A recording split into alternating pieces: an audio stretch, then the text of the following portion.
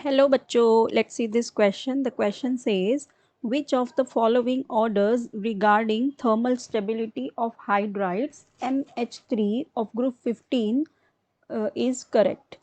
Okay और हमें पास 4 options दिए हुए हैं, ठीक है। और हमें क्या बताना है कि जो हमारे हाइड्राइड्स दिए हुए हैं, सपोज ये MH3 है, ठीक है। M कौन से हैं हमारे? M है हमारे मेटल और ये MH3 फॉर्म कर रहे हैं, ग्रुप 15 के हैं। सो हमें इनकी थर्मल स्टेबिलिटी बतानी है, ठीक है।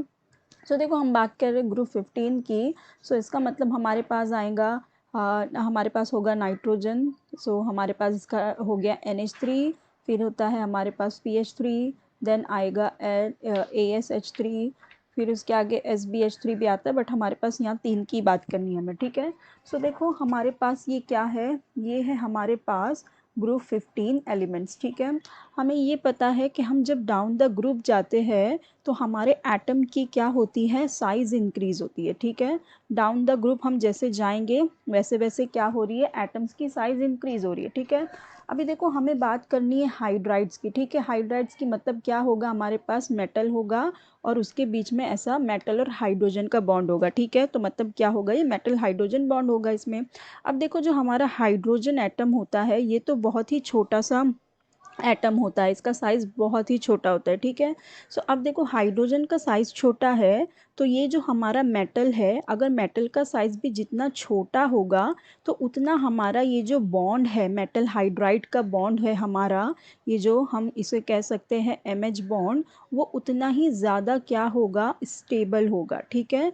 वो उतना ही ज़्यादा क्या होगा, स्टेबल होगा। जितना ये MH बॉन्ड स्ट्रॉन्ग होगा, जितना ये MH बॉन्ड का साइज़ कम होगा, इसका साइज़ जितना कम होगा ये इतना ज़्यादा स्टेबल होगा। और इसका साइज़ कब होगा, जब हमारा ये जो मेटल है इसका साइज़ कम होगा, ठीक है। इसका साइज़ कम होगा। सो इसका मतलब क्या कि हमारे पास जो ये मेटल हाइड्राइड्स दिए हुए हैं, हमें पता है नाइट्रोजन का साइज़ सबसे छोटा होगा, ठीक है। अगर हम NH3 देखेंगे तो हमारा N सपोज़ ये इतना है, ये N है, ये हाइड्रोजन है, ठीक है। इनके बीच का बॉन्ड इस तरह से होगा। फिर फॉस्फोरस देखेंगे हमारा तो और बड़ा आ जाएगा, ठीक है। ये इस तरह से हो जाएगा फॉस्फोरस। और फिर अगर हम आर्सेनिक की बात करें तो ये और बड़ा हो जाएगा, ठीक है। सो देखो ये जितना बड़ा होते जाएगा उसके बीच के ये जो बॉन्ड होंगे वो उतने ज़्यादा क्या होंगे, उनकी स्टेबिलिटी, उनकी क्या होगी, स्ट्रेंथ कम होती जाएगी, ठीक है। उनकी स्ट्रेंथ उतनी कम होती जाएगी।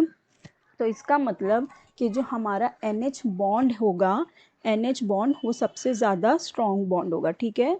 NH बॉन्ड स्ट्रेंथ क्या होगी, सबसे ज़्यादा होगी। NH bond strength will be high. तो उसकी NH बॉन्ड की स्ट्रेंथ ज़्यादा है, इसका मतलब द स्टेबिलिटी, इसकी जो स्टेबिलिटी होगी वो भी सबसे ज़्यादा होगी एज़ कम्पेयर टू आर्सेनिक, ठीक है। सो मतलब अगर हम इनकी स्टेबिलिटी की बात करें तो हमारा सबसे स्टेबल बॉन्ड कौन सा हो जाएगा, NH3 हो जाएगा। फिर आएगा हमारा PH3 एंड फिर आएगा हमारा ASH3, ठीक है। तो हमारा करेक्ट ऑर्डर इनकी थर्मल स्टेबिलिटी का क्या हो जाएगा, पहले होगा NH3, PH3 and ASH3। It will depend on the size, जितना साइज़ छोटा होगा उतना हमारा ये जो मेटल हाइड्राइड बॉन्ड होगा वो इतना ज़्यादा स्ट्रॉन्ग होगा, उसकी स्ट्रेंथ उतनी ज़्यादा होगी। और अगर मेटल हाइड्राइड का बॉन्ड स्ट्रॉन्गर है, उसकी स्ट्रेंथ ज़्यादा है, तो वो उतना ही थर्मली क्या होगा, स्टेबल होगा, ठीक है। सो हमारे ऑप्शंस देख लेते हैं। देखो ए में हमें दिया हुआ NH3 is greater than PH3 is ASH3, यही हमारा करेक्ट ऑप्शन है। देखो हमें यहाँ यही मिला है ना, तो यही करेक्ट हो जाएगा। यहाँ पे तो दिया है कि NH3 सबसे छोटा है, तो ये टोटली उल्टा है, तो रॉन्ग हो गया। यहाँ पे दिया है NH3 PH3 से बड़ा है, फिर PH3 AS3 से छोटा है, तो ये भी रॉन्ग हो गया। डी में दिया हुआ है कि NH3 छोटा है, फिर PH3 ASH3 से बड़ा है, तो ये भी रॉन्ग हो गया। तो हमारा करेक्ट ऑप्शन क्या हो जाएगा, option A. I hope you understood it well. Best of luck, thank you.